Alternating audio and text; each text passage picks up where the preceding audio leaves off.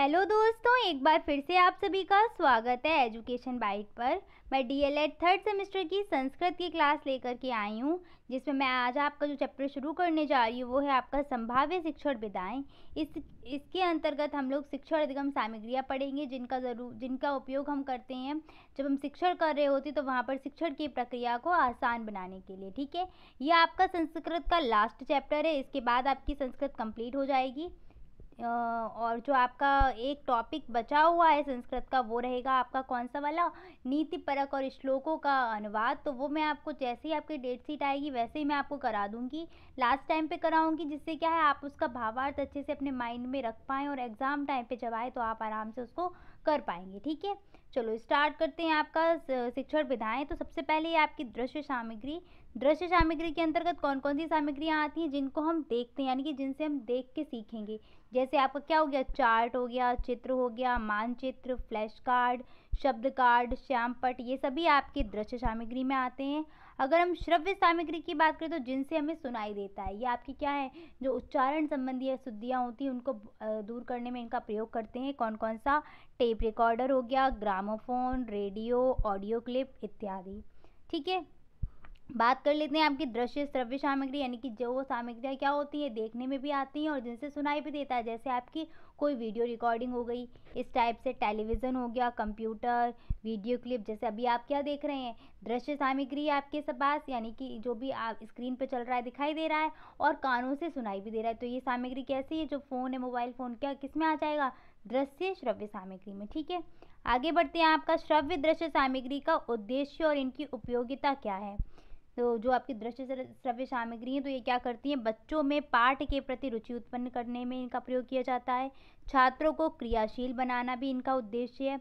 बच्चे क्या होते हैं, अगर हम उन्हें किसी क्लिप के माध्यम से, कोई भी चार्ट के माध्यम से, मॉडल के माध्यम से सिखाते तो बच्चे क्या है वहाँ पर एक्टिव रहते हैं।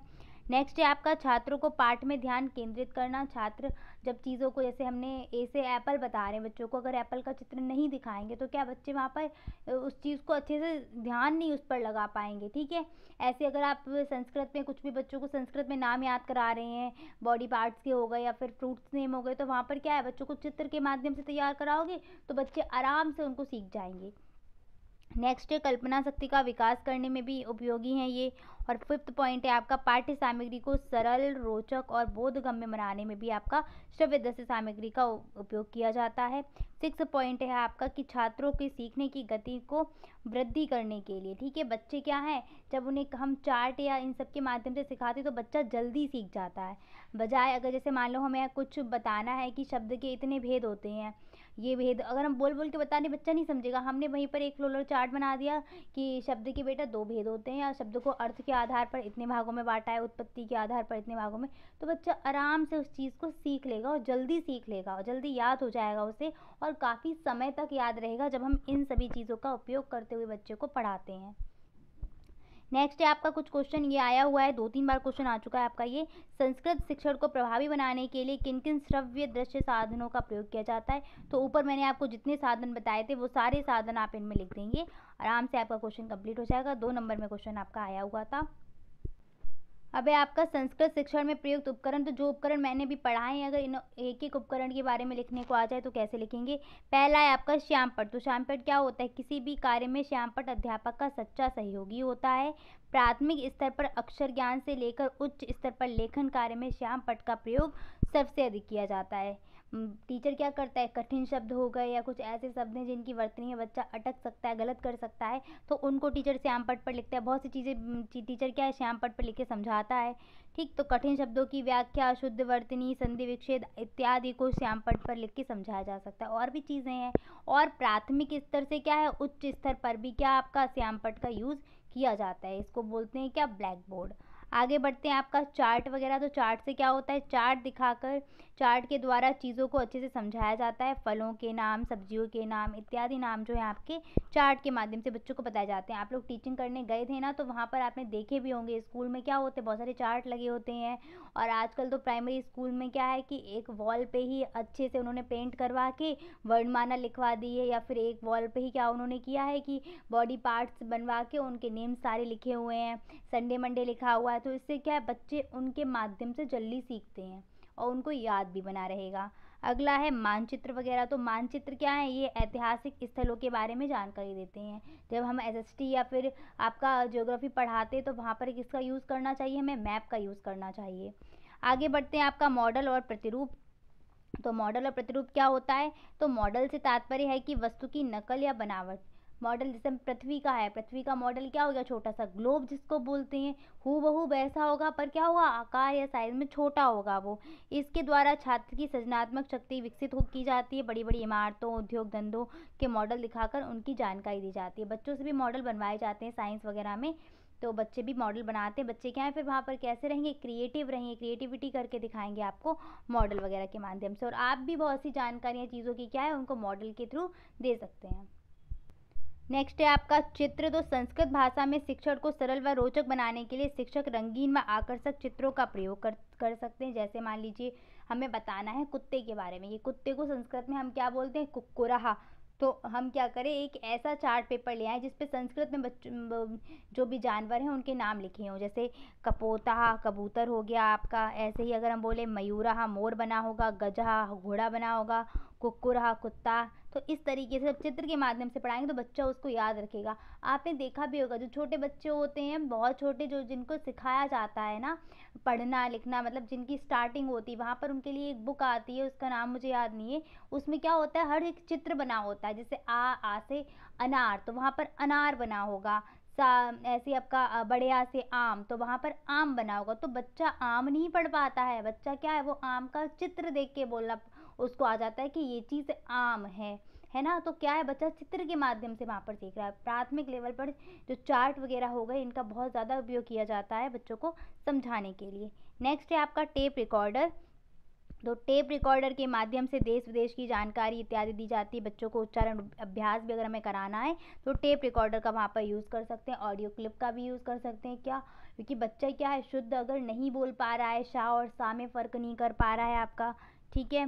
ऐसे ही आपका बहुत से लोग क्या है, वाह और बा में फ़र्क नहीं कर पाते हैं। तो ये क्या है, ये कंटिन्यू बच्चों को सुनाए जाएँ और फिर उनसे बुलवाए जाएँ तो वो आसानी से इनको कर पाएंगे, इनमें डिफरेंस। नेक्स्ट है आपका शब्द कार्ड। तो शब्द कार्ड आपका इम्पॉर्टेंट है। शब्द कार्ड या फ्लैश कार्ड इनको बोला जाता है। मोटे मोटे कागज़ के चित्र होते हैं, मोटे कागज़ से बनाए जाते हैं, चित्रात्मक कार्ड होते हैं ये। इस कार्ड के अंदर एक ओर तो शब्द लिखा होता है, दूसरी ओर चित्र या अर्थ लिख देते हैं। और उसके माध्यम से अगर हमें शब्द रचना करनी, जैसे कपोतः लिखना है, या हमने मान लिया लिखना है रामः गृहं गच्छति, तो एक कार्ड पे राम का चित्र बना है, पीछे रामः लिखा हुआ है, ऐसे घर बना है, गृह लिखा हुआ है, और गच्छति जाते हुए कुछ बना हुआ है। तो उसको बच्चे अरेंज करेंगे और आपको शब्द रचना या वाक्य रचना वहाँ से आराम से सीख जाएंगे। आगे बात करते हैं वीडियो क्लिप की। तो वीडियो क्लिप क्या होती है, संस्कृत शिक्षण को अधिक आकर्षक व उपयोगी बनाने के लिए हम क्या करते हैं, वीडियो क्लिप का यूज़ करते हैं। इसके द्वारा छोटी छोटी फिल्मों को देखा या सुना जा सकता है। और जो छात्र होगा वो क्या होगा, कल्पनाशील भी रहेगा, साथ साथ भाव प्रकट करने के लिए प्रेरित भी होता रहेगा। ठीक है, वीडियो क्लिप में अगर हम कुछ कार्टून वगैरह के थ्रू बच्चों को सिखा रहे हैं तो बच्चा क्या वहाँ पे एक्टिव रहता है। ठीक है, बच्चे में क्रिएटिविटी भी फिर आने लगती है इन चीज़ों को देखकर। इसके द्वारा प्राप्त ज्ञान जो है वो क्या होता है, स्थायी होता है। स्टार पॉइंट लगा लो, वीडियो क्लिप हो गई, ऑडियो क्लिप हो गई, इनसे जब बच्चा सीखेगा तो वो स्थायी ज्ञान प्राप्त करेगा। और इसके द्वारा पाठ्य वस्तु का सजीव चित्रण भी प्रस्तुत किया जा सकता है। ठीक है, तो ये जो कुछ कीवर्ड्स हैं आपके, इनको ध्यान रखना। ये क्या है, आपकी विशेषताएं हो गई वीडियो क्लिप की। आगे बढ़ते हैं। नेक्स्ट है आपकी वीडियो क्लिप का महत्व। तो वीडियो क्लिप का महत्व क्या होता है, वीडियो क्लिप छात्रों को शीघ्र सिखाने में महत्वपूर्ण भूमिका निभाती है। इसके बाद इसके माध्यम से पाठ्य वस्तु सार्थक व बोधगम्य बन जाती है। छात्रों के अधिगम का स्तर उच्च व स्थायी हो जाता है। बहुत अच्छे ये पॉइंट है, तीनों पॉइंट अच्छे से याद कर लेना। इनको आप कहीं भी लगा सकते हो, अगर ऑडियो क्लिप आ जाए तब भी इनको ऐड कर देना। फोर्थ पॉइंट है आपका पाठ्य वस्तु को सजीव रूप से प्रस्तुत करने में इसका यूज़ करते हैं। तो ये आपका सिर्फ वीडियो क्लिप में आएगा, ऑडियो में नहीं आएगा।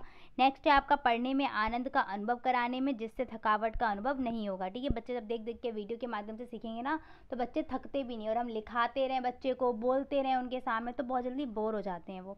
नेक्स्ट है दूरस्थ विद्वानों की विचारधारा का ज्ञान सरलता से प्राप्त कराने में भी महत्वपूर्ण है। ठीक है, कुछ ऐसे टीचर्स हैं या महापुरुष हैं जिनके वाक्यों को मैं बताना है बच्चों को, तो उनका चित्र दिखाकर उनके बारे में कुछ छोटी सी क्लिप तैयार करके बच्चों के सामने रख सकते हैं।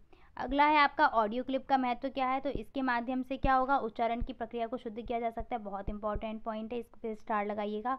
ज्ञान को सुदृढ़ व चिरस्थायी बनाने में इसका प्रयोग करते हैं, छात्रों को सक्रिय रखने में किया जाता है और छात्रों का ध्यान केंद्रित करने में भी आपका क्या है, ऑडियो क्लिप का यूज़ किया जाता है। तो इस चैप्टर से आपके जो क्वेश्चन बनने थे वो इसी तरीके से बनने थे।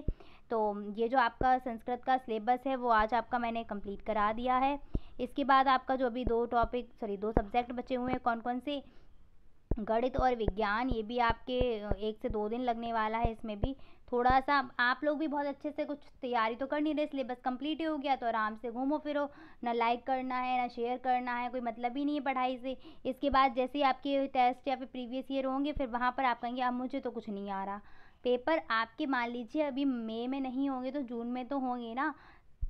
1 से 3 दिन आपको मिलने वाला है, बाकी दिन आपको तैयारी के लिए नहीं मिलेंगे और आप सब लास्ट टाइम के लिए बैठें। लास्ट टाइम में बेटा कुछ नहीं होगा, शुरू से थोड़ा थोड़ा पढ़ते हुए चलिएगा, अभी से थोड़ा थोड़ा तैयार करते हुए चलिएगा, आराम से आपका पेपर हो जाएगा अच्छे से। और चलिए मिलते हैं, आज इतना ही रखते हैं, मिलेंगे आपकी नेक्स्ट क्लास में, तब तक अपना ख्याल रखिएगा और वीडियो को लाइक और शेयर कर दीजिएगा। Thanks for watching and please like share and subscribe my channel. Bye bye, take care.